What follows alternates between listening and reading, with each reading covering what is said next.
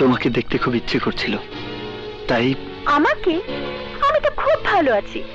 দুদিন পর সাগরের সাথে আমার বিয়ে, দুজনে হানিমুনে সুইজারল্যান্ড যাব।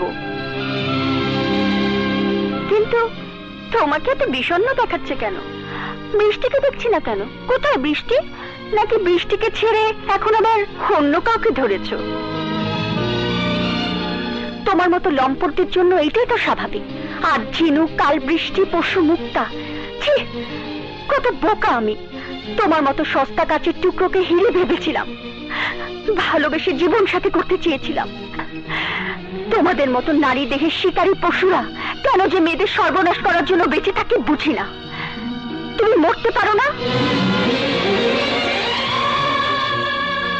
তুমি না বলেছিলে যেদিন আমাদের ভালোবাসা থাকবে না সেদিন তুমি মরে যাবে?